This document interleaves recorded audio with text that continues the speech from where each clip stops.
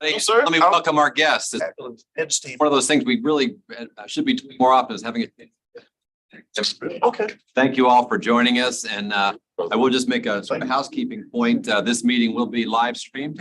So just sort of keep that in mind. And I think, Bill, you'll take care of being sure the speakers are connected in a way that people can speak up as we go along. So with that, Bob, I'll turn things over to you to set the stage and Thanks, Tom. Appreciate that. So in that regard, if department heads, if you want to or asked to speak or want to speak, make sure you need to stand up, move a little bit closer to the table. So that way the system will pick you up and on the live stream see you, but hear you. So what we're going to do is start with introductions. I think some of the board members, you know, at least some of the department heads, formally meeting them at the Friday night dinners during VOB, but I thought it'd be useful to start with having each department head just stand up and introduce himself or herself. You had, as Rita had materials, an organizational chart of the academic program. Of course, the academic board. You also had the material about the academic board. This is the body that votes on changes to faculty handbook, to policy, to curriculum, to regulations that comes up, then to General Wins for his approval, and to the Academic Affairs Committee, full board. So we'll just start over here and again, introduce yourself, what department you're in, and anything else you might want to say about yourself. Okay. Speak loudly, and so we can speak loudly, so and Yes. closer. Yes. My name is Donald Sonnen. I'm in my 33rd year at VMI, and I'm the head of the Modern Languages Department. I do German. Thanks, Bill. I'm Chuck Newhouse, head of civil and environmental engineering. I've been here 15 years. I'm Colonel Michael Harden. This year, I can't believe it, I might have. I'm head of mechanical engineering and also chair of the Committee on Academic Appeals. I'm Wade Bell, head of the biology department. I'm also the director of the VMI Research Laboratories, and I'm Professor Harden's brother, Rat. We've been here 25 years.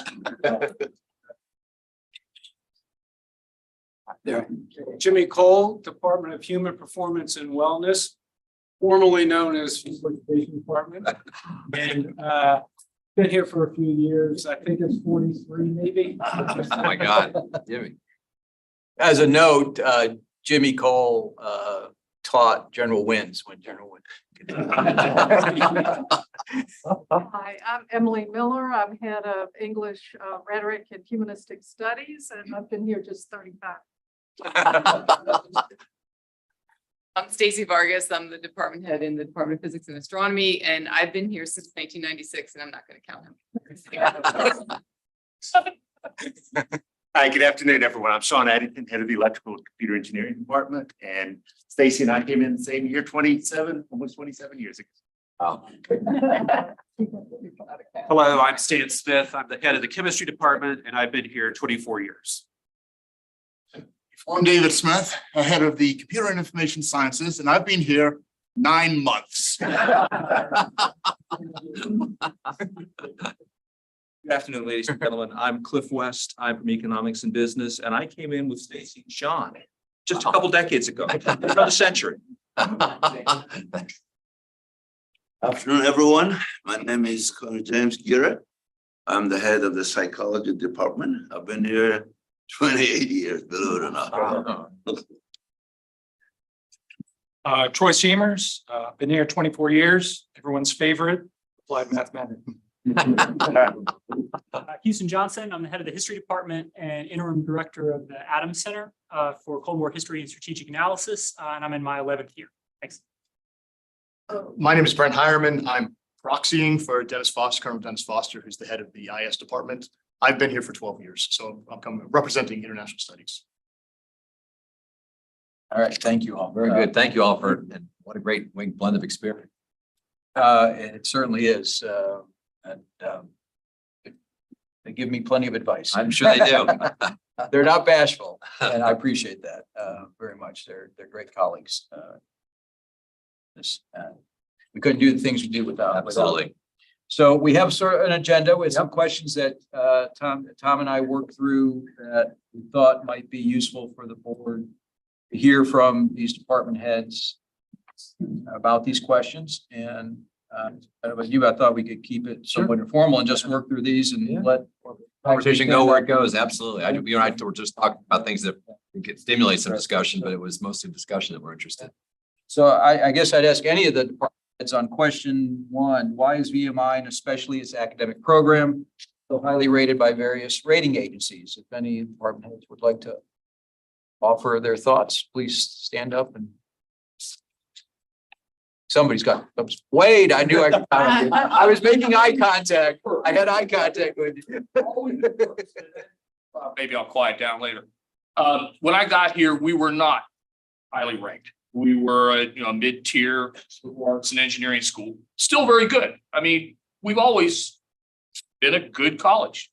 But the profile hit, what bumped us up was when Casey Brower came in.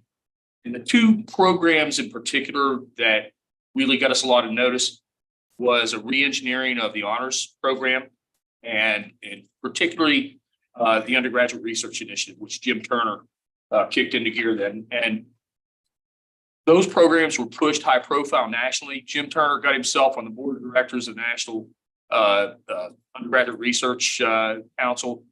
And that was the period in which all of a sudden magically people recognized us as existing. And our students in our academic program are outstanding. So, but those things put us, I think, more nationally and got us on the US News vision. Others? James? Yes, and that was not accomplished in a vacuum. It wasn't in isolation. There was another thing that made that possible, and that was a fundamental change in the focus of faculty. I know that when I first got here, some departments had like $1,000 for conferences the whole year. Now, even if you go to DC for a couple of days, that gobbles it all up for one person. And then there was this boost in the amount of funds available for faculty, scholarship through the Jackson Hope grants and a number of other initiatives. And General Brower also changed the evaluation system in which prior to that we had 3 domains on which we evaluated: teaching, scholarship, and then service. And pretty much, if you were required to do well in 2 areas, and you were okay. And for a lot of the folks at the time, partly owing to the funding, research-related funding, would go to teaching and service. But he broadened to include scholarly engagement. So I used to say, we changed from jack of all trades, master of none, to jack of all trades, master of all. And so the emphasis for production and scholarship also increased dramatically. So if you look at the data in terms of publications, conference participation, and all those things, from that point on and now, there's a dramatic change. And the focus of faculty and research then gave rise to greater participation by cadets in research. And that's, I think those 2 elements together was what brought us up to where we are right now. Bruce? A little amen to James. I think some of the funding, I think Jackson Hope was just a pivotal point in the academic improvements that we had at VMI. One of the folks in my faculty, we were talking about the rankings, talked about that's such a broad range of different factors that go into rankings. Some of them are based mainly on reputation, especially in the undergraduate area. That's typically the case. But it could be factors on cost versus when you get out, what's the payback. So there's a lot of different factors that go into any individual rating. What we were looking at was, what do we do to really increase the strengths we have? Those, I think, will give us good rankings, we felt. And so we really need to look at what are our students looking for? What kinds of strengths do we have and what do we improve on to attract more students? And that was into the vulnerabilities. I'll talk about that one. But I think that funding has played a pivotal role and will continue to play a pivotal role as we really improve programs, which in turn will increase rankings. I think putting the rankings first is always a mistake. Do what you do well, the rankings will come. And I think we've seen that and through this history that Wade and James talked about. So thank you for the monies for it. I would add in all this that with General Brower got here too, James, with that focus on scholarship, teaching load reduced from a standard 4 classes a semester to 3, which freed up time for scholarship. That was instrumental in helping faculty be able to that and financial resources to undertake scholarship. Undergraduate research symposium earlier this month. There was 100 some cadets presenting research. So not just honor students engage in undergraduate research, thanks to Colonel Turner, who's still teaching part-time. Put him in our copy room. Right for him. He retired for 6 months. Oh, really? The minimum, and then he came back and he teaches the classes. Anyone else like to share anything on item number 1? Before we talk about vulnerability? Yes. You're doing this to keep us on time, not have us ask questions. No. Okay, we Got plenty of time. Sorry. We can go. Yeah, I have a question for you all. First of all, thank you. Missed you this morning, Joe. Yeah, I bet. Saving the questions up on the interstate. Yeah. I want to just say thank you to you all. I loved hearing the tenure around the room. I mean, that was really heartening to me. So I had a great academic experience when I was here in the econ and business department.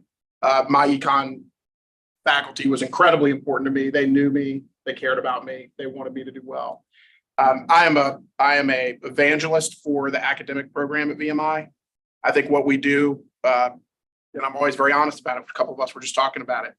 I always kid UVA. It's easy to have A+ kids graduate when all you take are A+ grads in, and we get a little more down in the, we have kids from all kinds of backgrounds and all kinds of, but what happens to them here? You guys are a huge part of it. So one question I just have is, and this is probably not intuitive to people who look at VMI from the outside, but I always felt like with all the craziness of life in barracks and the military life, right? And you've got your rankers and you got your first class privates and all that. I always felt like culturally, the Corps of Cadets cared more about academic excellence than the average, my friends who were in college at other schools. And to me, like ACT Stars was the ultimate. ACT Stars was like, everybody in the Corps was like, that's the goal. And so I guess my question is, do you still feel like that is the culture in the Corps? Anybody?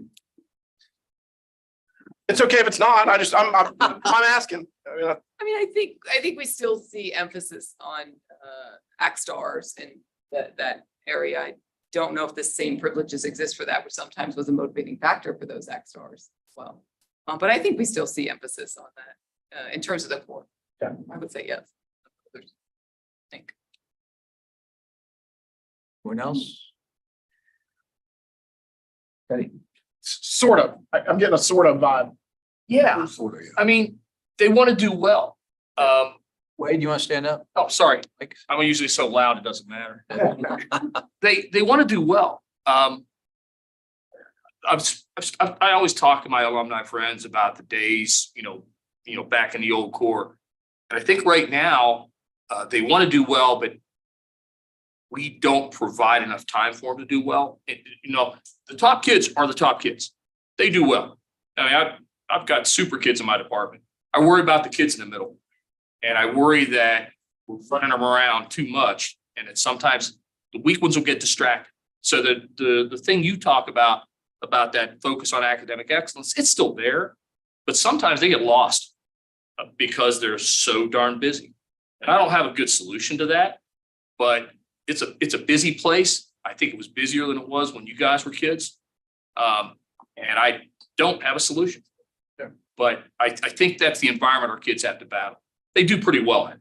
Yeah. But it's, I worry that sometimes they're spinning, wondering what's my next priority. Now, they can benefit from that. You know, when they come out of this environment of trying to make those decisions, they're pretty darn good when they get out. But I worry in those middle years, you know, if we're giving them enough time to do what we want them to do. Actually, some of my folks were talking about that in going to the academic excellence and the sustainability that the current GO1 has been of concern, I think, among faculty, if I'm the only one out here really talking about it. But the current GO1, which is the daily schedule, we feel it does not really support academic excellence. There is a lot more running around. There is a lot more limited scheduling for certain things. And so that is one of the things that my faculty brought forth as a concern relative to academic excellence. So that sort of fits in. They do fine, but it's a busy world. Busy world everywhere. This is one of the busy. It's GO1 and then everything attended. A follow-up question to the first one around how did we raise the bar? What trajectory do you think we're on right now? As you look ahead, do you think we're still raising the bar, maintaining it, or are you concerned that it's slipping? Stacy? I think that stems to the question on vulnerabilities that comes related to that. And I think we're trying so hard to maintain it, but I think there's some factors that are vulnerabilities internally that we need to really stay on top of. And I would certainly say our admissions process, if we continue to accept all students that apply, I mean, we're currently at 6 is what we were told in March that had applied and were not coming because they were rejected. Oh, it's up to 8. Okay, so if we continue to have what is an open enrollment, and I'm not discarding that we want all students, we've always had like we don't need the 4.0s to make them great. But I think when we're to the point of open enrollment, we are creating a huge vulnerability to our academic excellence. And the other piece I think that I see is a vulnerability that affects that is how we talk internally about our academic programs. And I have to kindly disagree with General Wins on something he said in the March academic board meeting, which was to talk about academic success as academic success being graduating in 4, 5, or 6 years, and that academic excellence is a subset of academic success. And I firmly believe that since I came here and since I've been here, we've only talked about academic success. And our students will settle for academic excellence. Our students will settle for success if we don't push them. Like you said, we push you. So you might be a 2.0, but I'm not going to accept that out of you. You're going to try harder and maybe you'll have a 3.0 or maybe you'll have a 4.0. I don't know, but I'm not going to accept you're willing to just come in and be successful. And my concern is that if we don't maintain that internal expectation of ourselves as an institution, then we will just settle for success. And I see the 2.0 and go mentality turning us into something we would never want to be. Well, we won't have the aviators. We won't have the Navy nuke students. We won't have the successful graduates that go out and make, the 6-figure salaries that we want. So I think if you look at our mission statement and what we say in that mission statement, it says very clearly to get to that mission, we provide qualified young men and women with a high quality education. And both of those quality young men and women and the high quality education, I think, are at risk for those 2 factors. So. Are you seeing that with the current cadets? What are you seeing their capabilities? I have struggled a lot with the RATs that I have. I worked very hard. I had a RAT physics class last semester, and I will say honestly, I slowed down to the lowest I've ever slowed. I will say this semester, I, for the first time in my entire life, had a RAT in my class that had a 0.27. I've never had, I pride myself in saying, if you want to learn physics, I can teach you. I can teach you, but I couldn't. I just couldn't. So anyway, I'm definitely seeing some risk factors already. Question to you on that. Go ahead. Go ahead. I was going to say question relative to that. Were there any implications for COVID relative to when you shut down, did that have an impact on what you've seen post-COVID relative to how the cadets, the younger cadets coming out that absorb and deal and process information post-COVID So in the RAC class, do I see a difference in the COVID versus pre-COVID? pre-COVID? You know, I see COVID as an external that I can't fix. And I don't know how much of what we're seeing is related to that. But all I know is that in all my years here, if I slow down in that rat year and I really get them on the ground, then the next semester I can tell and they go. Where this semester I have rats that I slowed down with, got them through, and now they're failing the second semester. So The reason why I asked that question is because I know when we shut, kids were trying to learn at home. That works for the high performers. But I can tell you for the kids that I dealt with, it had a difference in how they were able to process information. I just wanted to know that, did you all see any difference in the two? I've seen it. I'm just curious. And that was my question as well, because as I mentioned, my daughter, I don't trust my daughter now. They were taking classes at the high school and they were taking them at home. How many of us could do physics at home and teach ourselves? It's a little different, right? So that's why it's just really interesting to see the last 3 years versus, the previous 10, how all that has looked up. And thank y'all for what y'all do. It was pretty impressive going around the room. I felt pretty bad. I'm like, man, I've been here 4 years. I've been here 26, 28, and thank you to the 9-monther. Welcome. So if I can just jump in on that, I would say that the last two RAT classes have exhibited, from my perspective, a fairly significant diminution in basic skills. So the history department deploys the world history survey. We teach all the RATs, and things like basic note-taking skills, basic reading comprehension, skills like that. We have had more challenges getting them up to speed. I think that was a trend that was existed before COVID, but I do think it was exacerbated, particularly by online courses at home, not sitting in a classroom, not having to take notes. And so we have found ourselves taking advantage in a good way, but also needing to take advantage of academic support systems much more so than in past years, but also just needing to spend more time in class, not working on course content, but trying to develop basic writing skills, note-taking skills, reading skills like that. Just to a little follow-up on that. I think sometimes you need some data to make some of these inferences. And even though you can talk about numerous extraneous variables that might influence something just instead of just one. We initially give our seniors a major physics test in psychology. And that's because it enables us to gauge our standing relative to the other colleges out there taking these courses.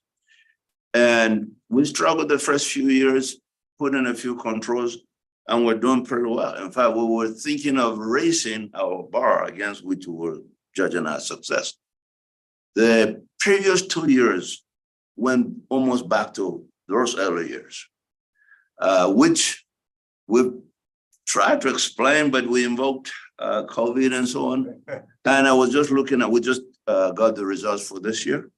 And we've moved a little bit back to about where we were before we started thinking about raising the bar. So 1 year does not make a trend, but I think if it is what we think it is, next year we might hit the same mark or better. And then we can look back and probably at this point in time, we're just speculating, but I think it's a very viable factor that can influence performances that we're talking about here. We were briefed this morning on admissions and the incoming RAT class, and Joe broke it down into buckets of 2.0 to 2.5, 3.0, and the lower buckets, even though our average was the same as the last 3 years, the lower buckets were full. There was larger number that goes into that bucket's retention rates and those people being likely of success. So I'm concerned, and will y'all be equipped to get them through Do you, maybe this is just, because of COVID, or maybe it's, maybe it's everything that's happened at the school, and maybe it's the pool of people that are now coming to the school. I don't know. But the fact of the matter is, will you be prepared to help those people? There seems to be more of it. Do you have time? Do you have time now? And do you think you will have time to help those people learn how to take notes better, write better, to get them through math class, to get them through whatever class, because you're having to, give them more time. And then if you can't do it, from what I understand, you send them down to the Miller Academic Center.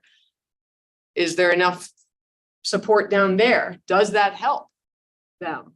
Is it working? Do they go to it? Does the Miller Academic Center follow up with them? They don't go to it. Are they being held accountable? And then it trickles over into, I think, barracks and how we're teaching. I certainly came here because I knew I needed someone to hold me under thumb and tell me to sit down. It didn't come naturally. I had to work hard, and I needed someone to teach me how to work hard, John, and to push myself beyond what I think I'm capable of. And I think that takes the whole school to do that, barracks, who the product that we're pulling in, and then you guys and helping us develop them and making them successful. Do you have the resources? Do you feel like, sorry, that was a lot. But do you feel like you'll be able to help these people along, the people that are currently here and incoming? Because even though we don't have the data yet, it looks like they're going to be, again, a larger pool of the 2.0 to 5, and they're going to need extra help. Do you have time? Do you have the resources? What do you need? I think some of the cadets need time. I think this goes back to what Wade was talking about. I think the cadets need time as well, because sometimes their ability to absorb that material is a lot slower. I've seen that with, I'm teaching them at the RAC classes as well.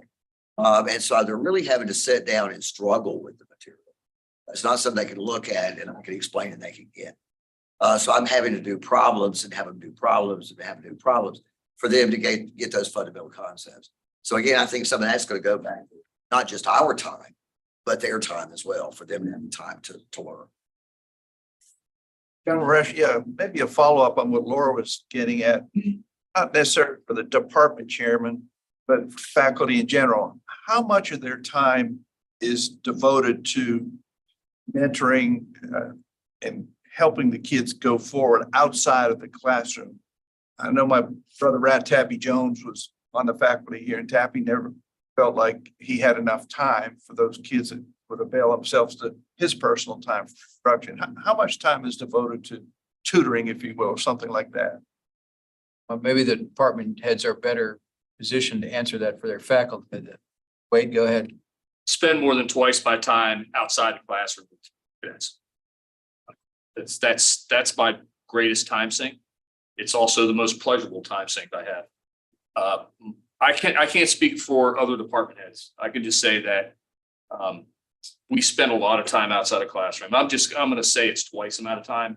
So if I'm teaching, 8 to 10 hour class in a classroom period, I'm spending another 20 outside. And sometimes it's with a kid who's struggling with the actual material. But one of the wonderful things that we provide is sometimes it's just helping them with life. And I think I help more kids with life than I do with virology. But from my point of view, that's what they're paying for. Yeah. And so at least in my department, and I imagine almost everybody else's, we hire faculty members who are willing to do that, because if they're not, we don't want them. I think that's one of the things that makes this school unique. That's part of the VMI experience, that you as faculty members are so engaged in those cadets' entire life, not just their acting. Greatly appreciated by all of us.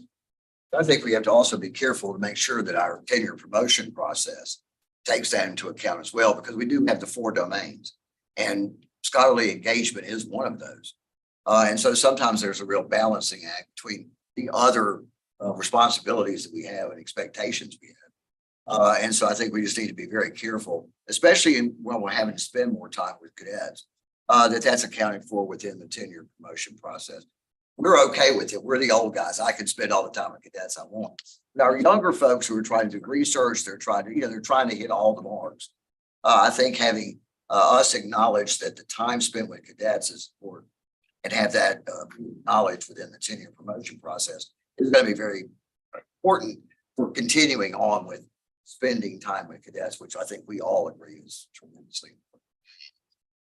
I just want to revert back to Laura's question, because I don't feel like we actually got that answered, which is about if there are enough resources available to meet the needs. She was about to. Yeah, perfect, okay. Make sure that could, because I'm very curious.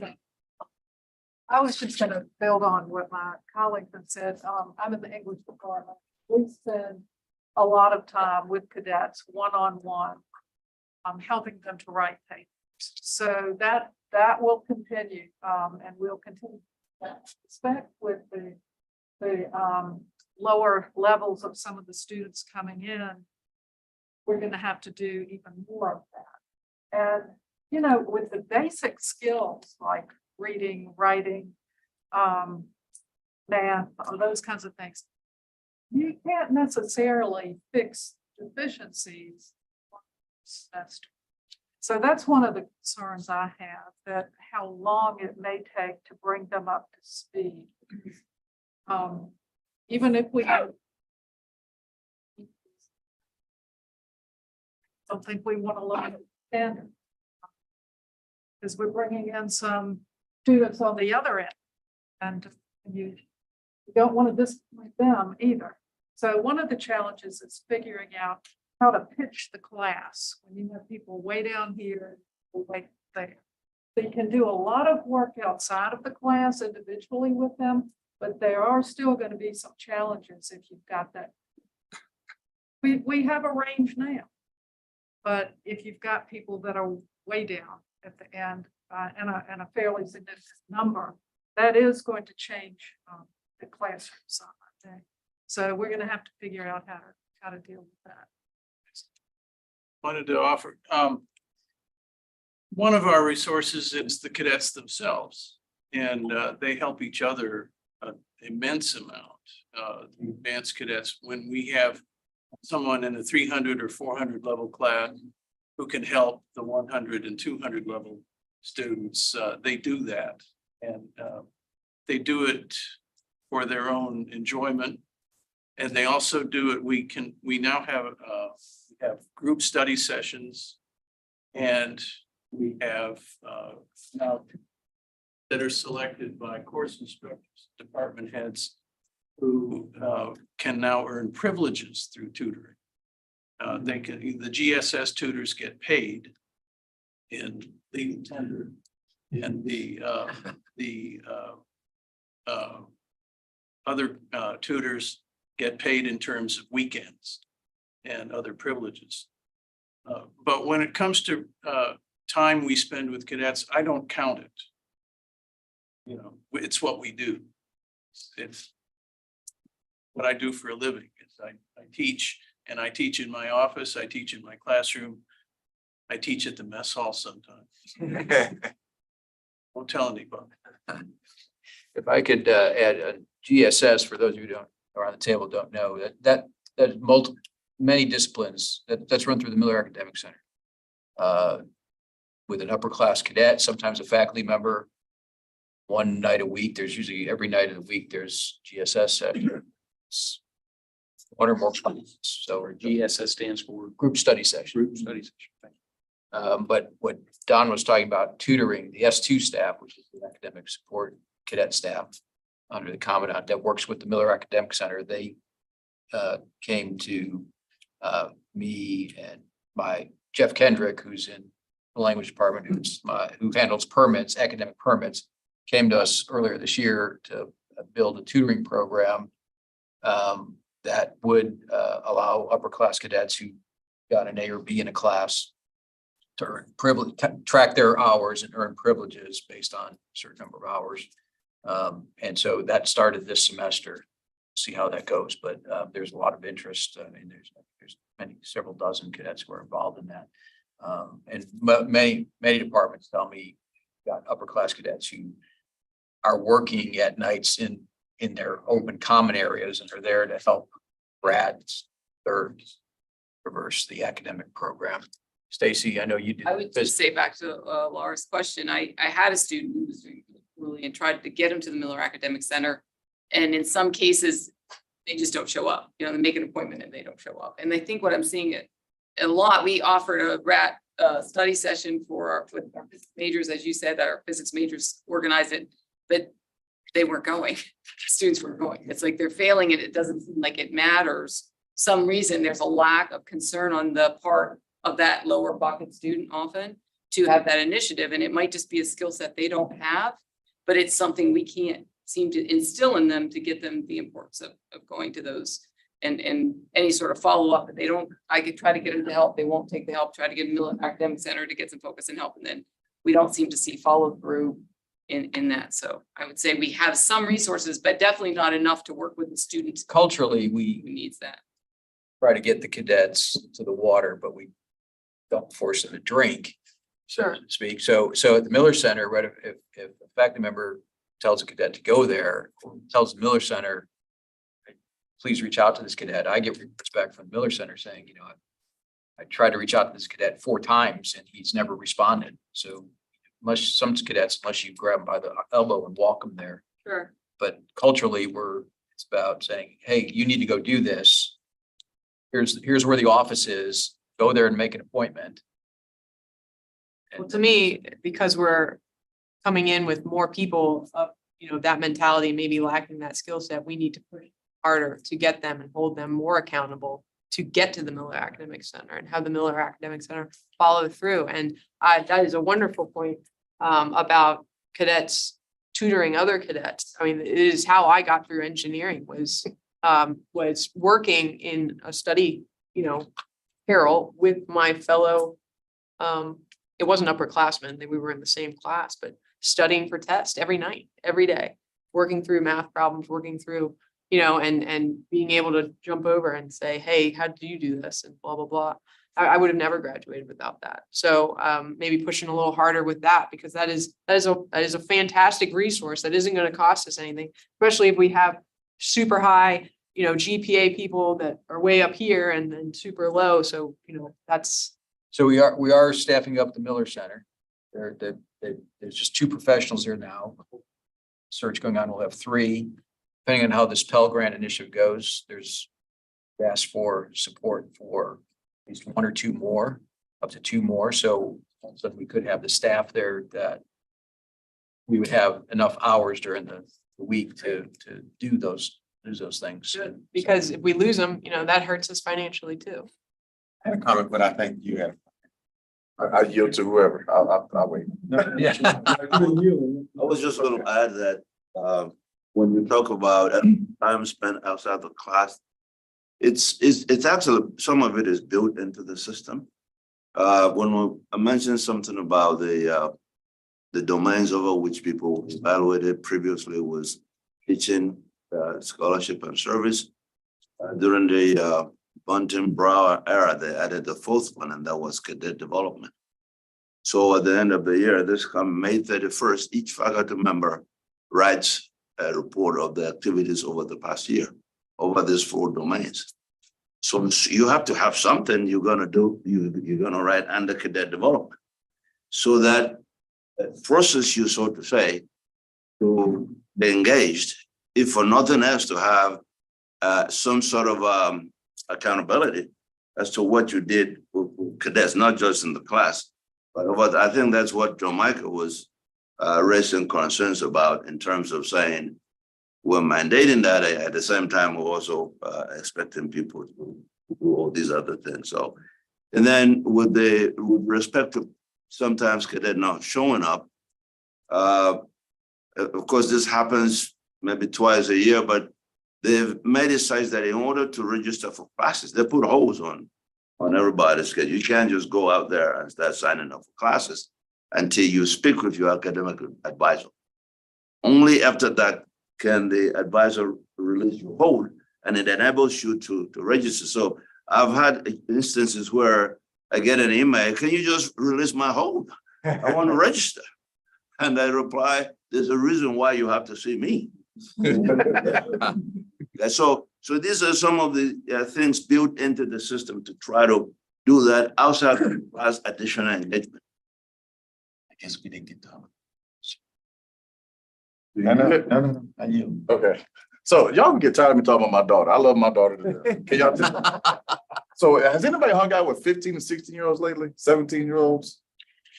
It is completely different than when we all grew up. I can tell you that. They do not want to do anything for themselves. This is all they right here. Like you mentioned, email, they're gonna say, well, let me just email my professor or my academic advisor. It'd be much easier than talking to them, where we like to pick up the phone and call. So I just want us to take that into account, right? And then I hear a lot about the 2.0 students. Well, I went to Wake Forest. Wake Forest is a great academic institution. We have valedictorians there that flunked out of school. So it's not just the 2.0 students, you know, I really don't want us to focus on that, okay? So if we can just get away from the 2.0, please. Because I mean, you're talking about a certain group there that probably will do so many great things, because we have doctors, surgeons, and everybody else that had 2.0 in college. Always remember that. You don't ask them when you're going for surgery. And the last thing that I said that I wanted to talk about was my real question was the average class size for you all. And that's one of the things that I loved about VMI when they recruited me for football was the class size. At Wake, my computer science class had 3 people in it. Student, professor, me. And I loved every bit of it. So I'm just really curious to see, you know, what would be like the average class size for some of the departments, if you don't mind.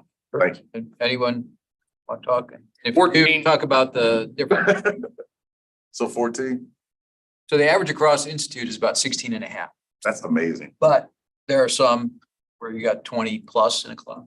Especially So my physics class at where you got Wake 5. had 100. That was my largest class. Wow. That's why I didn't go to Tech. Tech had like 500. We don't have. Well, just to put on that, because again, I think culture is so important. That's why my first question was about culture. And I think academics is like a sneaky part of culture here that people don't realize. That like underneath all the stuff people want to focus on, people here care about academics. A huge part of that, and then the stickiness you talked about with retention in the earlier session where you said, I know we have all these corporate terms for enrollment management. It's all, it's a very cool, hip term. One of the reasons cadets stay here is that the place is a family. It's not a very big place, right? There's not many alumni. There's not many of us. And that cohesion, what will help solve our numbers problem is keeping kids here. And you guys are a big part of that, right? If they feel like they have not just their brother rats, but they have faculty who actually have a genuine interest in their life. So I do think the class size thing is incredibly important. And I'm not concerned about us having a problem with class size, but it's obviously critical.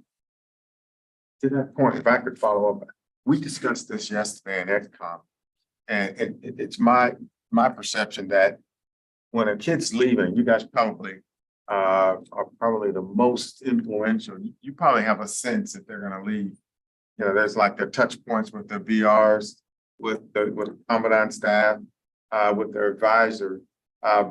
But you guys got a sense that they know that I think I heard the comment, sometimes they just seem like they've turned the knob off.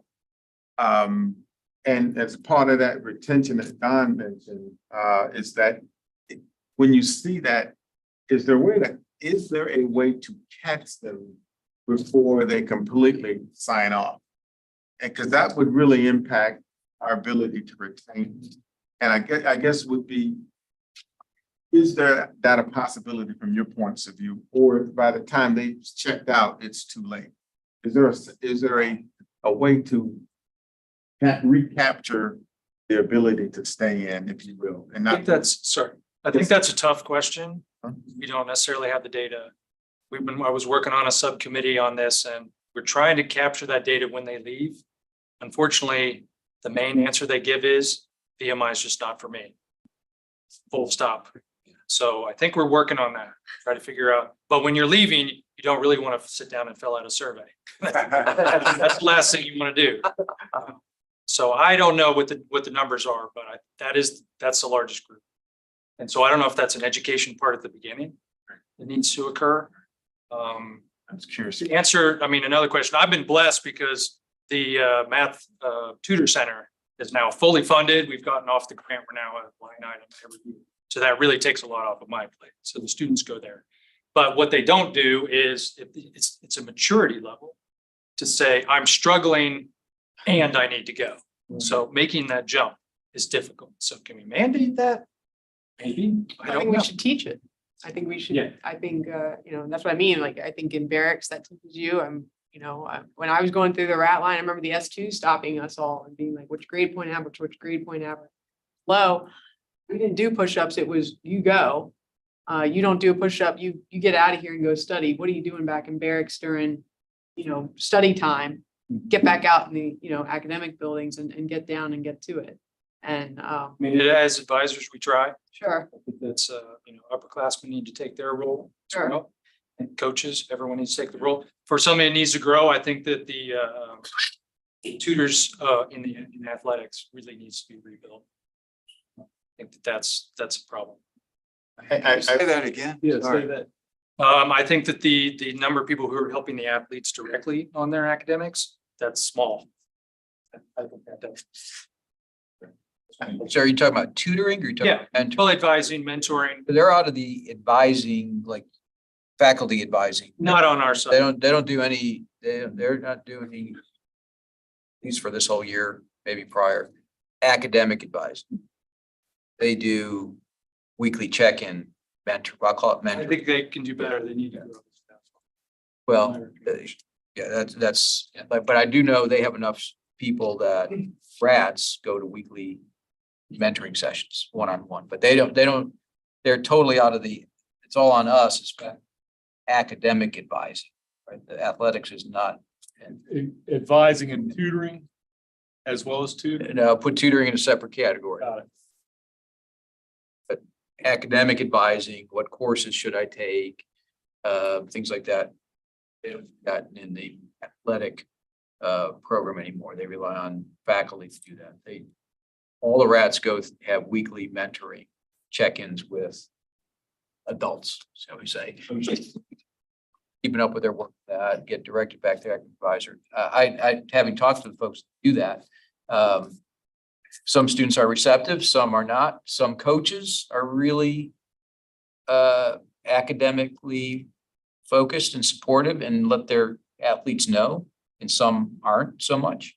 In the sense of all those students get the mentor type notes up and send it off to the coach about the meeting. Some coaches respond same day, some never respond. Just depends. But that's separate from tutoring. So if I can just add on to something that a number of my colleagues have said, and several of you have intimated as well, I think one of the challenges that we face is not just the academic ability or desire of cadets, but their willingness to engage on an interpersonal level with people. So you've heard cadets don't come to advising appointments, right? They don't go to the center. A lot of the challenges that we've seen manifested in low GPAs is cadets just not turning work in. It's not that they're turning in substandard work, it's just they don't turn it in. And they are not willing, and again, I mean, I'm relatively junior around here. I've been here a little over a decade, but even New guy. Yeah, exactly, yeah. in my time here, I have seen cadets be much more reticent to come to office hours, right? You're emailing them and saying, I know you're not in class right now. I'm sitting in my office. Come talk to me if you're struggling in class. And there is less of a willingness to do that. And that's certainly a problem that transcends the academic side. But at the same time, I do think that one of the values that we bring is small class size, personal relationships. I love that all my students are right there. I teach them Scott Ship, so they're 50 yards away from my office all the time.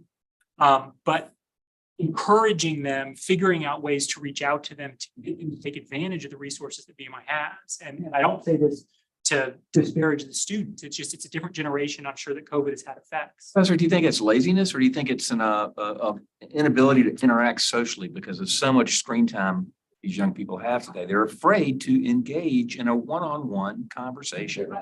I don't know if it's an inability. I would say it's certainly an unwillingness. I mean, because their pivot is email, right? Email or text or something like that. So in many cases, I make sure to get my cadets' cell phone numbers. Yeah, literally.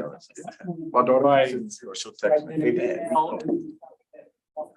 Post. And this is a challenge for everybody, but I think trying to figure out a way, whether it's comm staff, the academic side, to get them to engage, whether that's meeting with their academic advisor. You know, I tell my advisees all the time, if you are struggling in a class, go talk to your professor, right? That is one of the values of a school like VMI. And sometimes they do and sometimes they don't, but it used to be, I mean, almost every time if you said, you know, go talk to Professor X, then there would be follow through. And I've seen that a lot less in the last few years. These are predominantly lower class, not because of maturity level or. I would say more lower classmen, but not exclusive.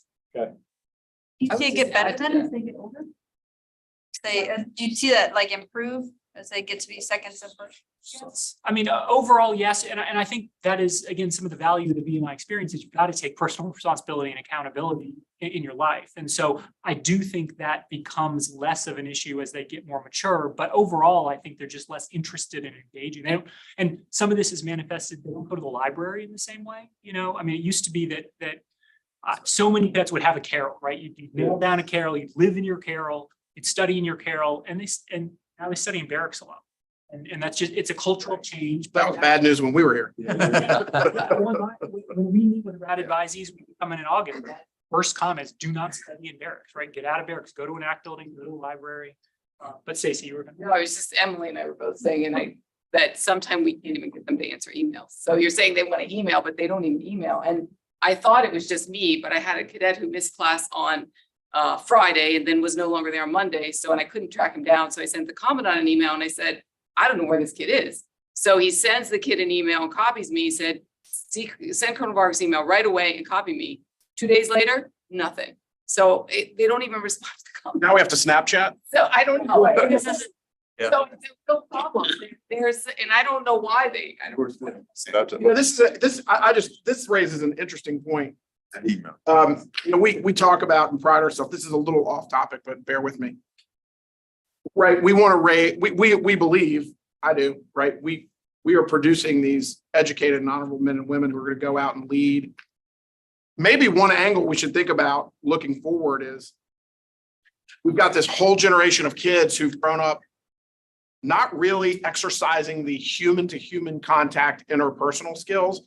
And maybe I'm old school, but I still think those people are going to be the leaders in the world in the future.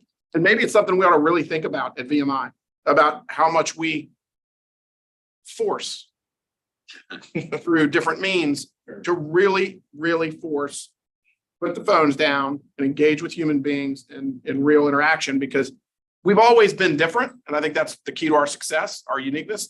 This could be a modern version of a way we could be different, is to really emphasize that, because I think we have the ability to do it here that other colleges don't. Something to think about. It is an interesting point too, John, because speaking with young alum, 1-2 years out, I mean, I've lost count of how many young alum I've spoke to who have gone off into the corporate world and have never yet been face to face with their coworkers in a year or two. Well, as someone who's in the corporate world, I will tell you, this is my prediction. You heard it here first. That's coming to an end. That's coming to an end, and it's coming to an end fast. Because the corporate world, I think, in post-COVID has been playing with that, and it seems cool. And they're going to be going to offices soon. My guess. John, you make a good point. We have the ability to control that environment. Remember when we were rats with a radio? That was about all you got. Back to that. We have to let them know, right? I mean, you can't even log into a computer without those things because of the two-factor security process. I mean, but if we could figure out a way to force them to not, or be able to have this as a crutch and to come in and see their professor and talk, we would be giving them a leg up on the rest of the. Totally. Depends on how they're using them. Of course, they have to know how to use technology in their phone, but what are they using it for? To just watch videos and not study? We need to teach them to, it's time to sit down. It's time to study. Do we still require every cadet to take public speaking? Yes. Yeah. Great. Is there a protocol class that's taught like during the first year? Well, we had that at West Point, which was you had to reply within 24 hours to any professor that responded to, emailed you, or you had to go see them in person. So there was a protocol class that was taught about directly how to do that engagement. And that was something we did during Beast Barracks during our kind of inculcation into the Corps. So is that's not something? I don't think that's something new. Wait. I want to voice some dissent. Because what I hear, and don't misinterpret this, but I'm older than a lot of people here. We're acting like a bunch of old buddy-duddies who think we can turn the clock back on the world. The way I approach phones in the classroom, my fading brain, I can't remember something. I pointed some kids and said, Googlate that now because, I want to know the answer. This is the world we live in. I remember when I got here, I don't know, around your guys, there was a time when email was forbidden for rats. I don't know if it was in your era or just before, but it didn't work. Email, what? And we had to, because the concept was, if they have email, they can talk with their people and we won't be able to break them. But that turned out to be a really false assumption, and all of a sudden we're all using email. These things are our lives until the EMP hits. And saying that we can break these kids of this is foolish. We need to realize what we're really dealing with here is a different generation of kids. And it's not necessarily the evil media, it's the world itself. And so my kid is just like everybody else's kid. But the funny thing is, he loves to go to camp in the summer. The first thing they do is say, you can't bring a phone. And when he comes back, he doesn't care. He doesn't care. It's part of their working life. And we just have to acknowledge that. It's not the great evil. The problem is that when you talk about why can't we get them engaged, they seem to be paralyzed. And I think it's generational. I think it's part COVID. I think it's part, a little bit more shy. And I do think that screen interactions do play a certain role. But I live in a farm. I live about 10 miles up there in the middle of nowhere. And I remember my friends growing up in rural Appalachia, those kids never got, unless mom and dad dropped them off in the middle of town, they never saw any other kid. My farm kids socialized and he's talking to his friends all the time.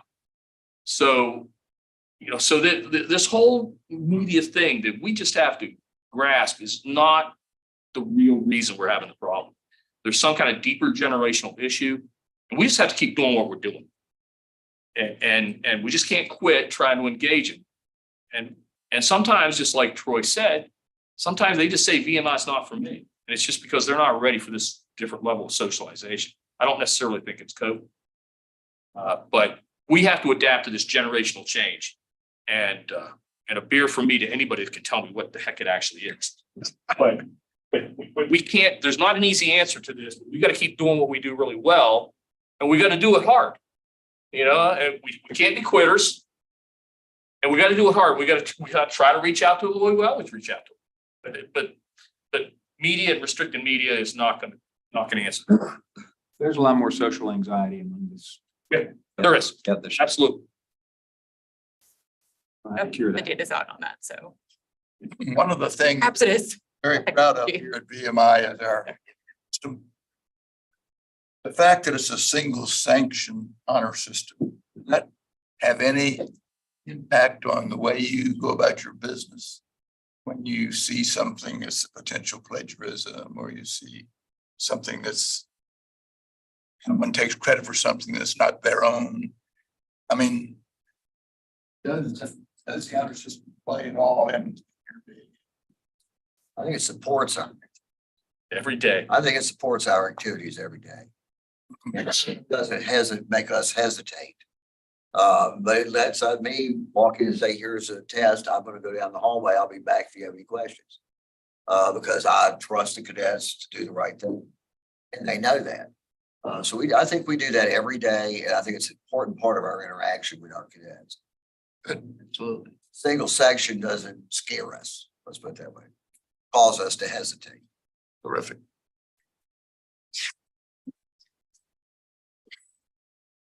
Everyone else? Anyone else? We got a few more minutes. With that, If we get to the vulnerability. That's okay. That was the idea, actually. On 'em, but It was designed to stimulate conversation, and we certainly have done that. the crutch in case no one's. Yeah. Oh, I got one last comment. I want to thank everybody for the candidness. I really felt like people just said what they had on Yeah. mind. And it wasn't like one of those cookie cutters, like we're just doing this just to be doing it. So to all of the chairs, thank you. Like, it's honestly, I really appreciate that as a board member. So Go that. we got a couple minutes left. So for vulnerabilities, I don't know what I'm talking about, so I'll keep going. I perceive a vulnerability as hiring. And it is just my impression from things I hear as a board member and from sort of my experience at some other places, that location can be tough, even though we all love Lexington and think it's great, right? I also am guessing that one of our best avenues for recruiting faculty is you all, right? I mean, you are academics, you are in your fields. And so I guess I'd like to hear from you. What can we do to help you when it comes to bringing in the next generation of people who are going to serve for 43 years? What challenges have you had? What can we do to help you get the new folks? Very good question. We wish we had the answer. Yeah, it's tough. Go ahead. Yeah, we just made a hire, really excited about for this coming year. And I'll say that one of in addition to the attraction of being at a small liberal arts college, frankly, the increase in faculty salary that you guys have helped support over the years was a tremendous aid in the last couple of cycles. And so that's been just a tremendous boom. And in the past, it was an issue. And now we're competitive, directly competitive with our peers. And that's been a great service. I agree with you. That's been a big factor for us as well. It varies a lot by field. In the humanities, there are more PhDs than there are jobs. So if I have a track position, I'll probably get a lot of applicants for it.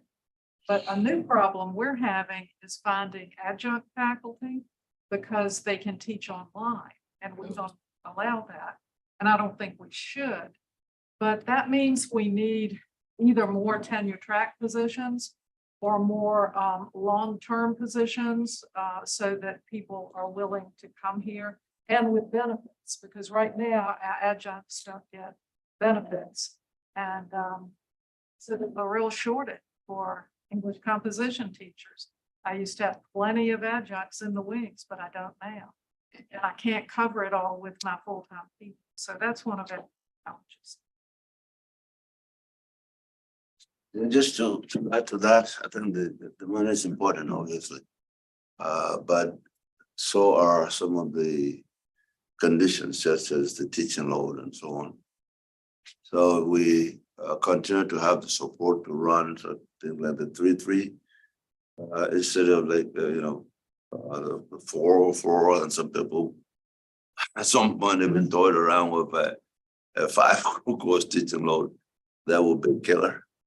And then obviously, if you are somebody that likes to engage with students directly, having the small class sizes doesn't hurt.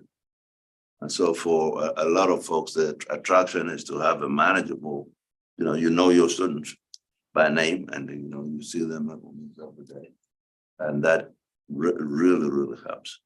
So especially since we raised the requirement for research, it used to be that if you didn't get tenure at VMI, you would just allow the teacher. But it's that, and then now sometimes tenure decisions are made because a person didn't have much in scholarship. So we're increasing that requirement. It's important to also balance it by providing more time by way of maybe slightly reduced teaching load. I'd like to just make a comment with regards to being able to recruit quality young people. I think is extremely important. And for all of us around here to have the opportunity to engage with young people. And I think there's, one of the things that's kept me here this long is having that opportunity to develop those relationships and communicating with some of the finest young people around. So we just need to keep our eye on the ball. I think, how do we recruit that person, that young person that wants to be here, that's willing to work hard, that has a desire to succeed. And that's been one of the more attractive things for me. we can figure out that part of the equation and how to, you know, zone in on getting those students that we all enjoy being with, I think, would go a long way. Can I just raise something that's sort of wildly off the immediate topic of kind of the faculty side? The challenge that the history department has had in not necessarily recruiting, but retaining faculty is access to housing. The Lexington housing market has gotten really tight the past few years. Like I've got 3 faculty members right now in post housing who cannot find a house in Lexington within their budget. Or the county. Yeah, or the county. And so that has a number of ramifications because, you know, that means that faculty are looking at Stanton, Harrisonburg, Charlottesville, and Roanoke. Housing markets are more open. That brings with it compromises in terms of how much you're able to be here and how easy it is to get to post. I say this having absolutely no answer to that question, but I do think, particularly if interest rates stay higher as they are right now, that is something we're dealing with in terms of trying to bring people in and saying Lexington's a great community, we've got good schools, et cetera, but if you can't afford to find a house to live in, then that can't really work. Yeah. Oh, yes. Here, this area, especially higher than a county that is ranked very low. It's like less than 50 people per square mile, Rockbridge. So, but it's also Because of 2 universities. partly. It's off the, Lexington's off the beaten path. So we've become a major retirement. Yeah, I think that's great. And you have a lot of graduates coming back. People are. It's DC area. There's so many Sell a prior house up CIA. there. I suspect we have, compared to when most of you were cadets, there are a significant or number of faculty compared when you were cadets, most of the faculty lived in the area. Everyone, you can tell, we got faculty that live in Roanoke, Salem, Lynchburg, Harrisonburg, Charlottesville, Stanton, Waynesboro. I mean, do people drive an hour plus? And sometimes that's housing, sometimes that's a spouse appointment. It's amazing how many commute that kind of distance. Demarisha, I hate to cut this off, actually. I'm sure I speak for everybody. This is an excellent session. Mike, you said it very well. Thank you all for contributing, you know, into the candid discussion, but also helping to contribute to our academic excellence. That, as you can see, is an incredibly important thing to this board. Want to have it continue to be a very important thing. We want it when we talk about vulnerabilities, just be sure we don't lose something that we've attained. So thank you very much for your candor. And I think let's see if we can give the group a hand, actually.